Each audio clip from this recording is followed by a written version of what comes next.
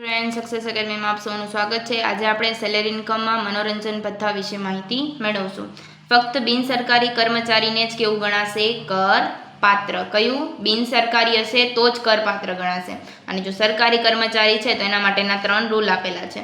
એક છે ખરેખર મળેલ ભથ્થું, જેટલું ભથ્થું મળ્યું હશે તે।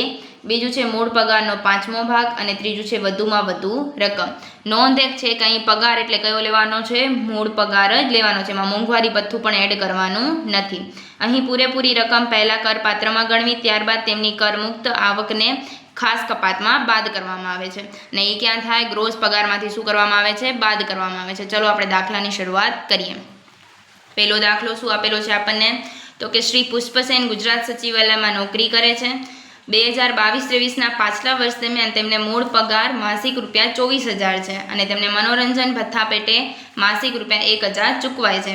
મનોરંજન ભથ્થાની ખાસ કપાતની ગણતરી કરો। ચલો પહેલો દાખલો ગણીએ। કોણ છે? શ્રી પુષ્પસેન। આપણે 3 રૂલ લખી નાખીએ।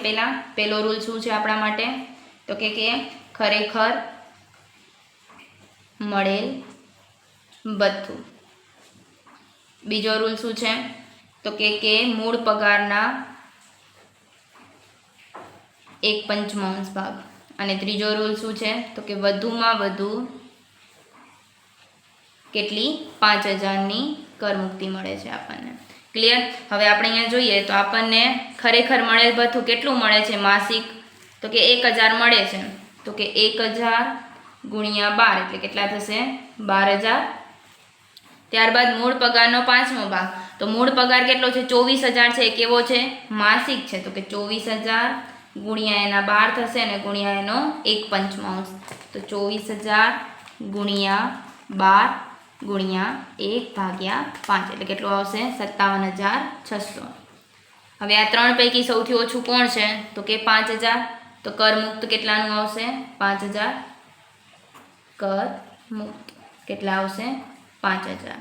તો કે કરપાત્ર કેટલું આવશે? તો કે કરપાત્ર આવશે આપણું 12,000। કેટલું મળતું હતું આપણને? 12,000 મળ્યું હતું। એમાંથી 5,000 શું થઈ જાય? માઇનસ થઈ જાય એટલે કેટલા આવશે? 7,000। ક્લિયર? ત્યારબાદ બીજો જોઈએ।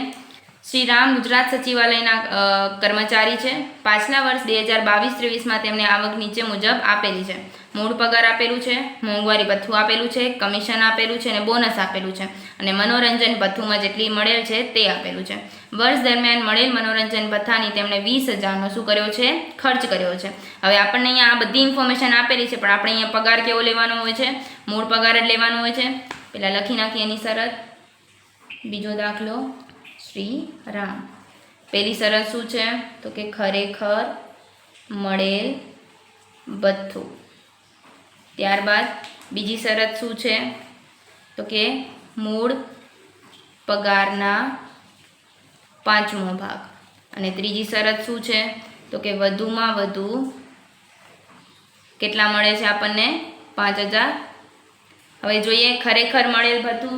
તો ખરેખર કેટલું મળે છે? આયરું મનોરંજન ભથ્થું 2,000, પણ કેવું? માસિક। આપણને કેવું ખપશે? વાર્ષિક। તો કે 2,000 ગુણ્યા 12 એટલે કેટલા આવશે? 24,000। ત્યારબાદ મૂળ પગારનો 5મો ભાગ। તો મૂળ પગાર કેટલો છે? 20,000। તો કે 20,000 પણ કેવું છે? માસિક છે એટલે ગુણ્યા 12 ગુણ્યા 1/5 એટલે કેટલા આવશે? 48,000। હવે આ 3 પૈકી સૌથી ઓછું કોણ છે? તો કે 5,000। તો કરમુક્ત કેટલાની મળે? કરમુક્ત આપણને મળશે 5,000। અને કરપાત્ર કેટલું થશે? તો કે કેટલું મળતું હતું ભથ્થું? 24,000।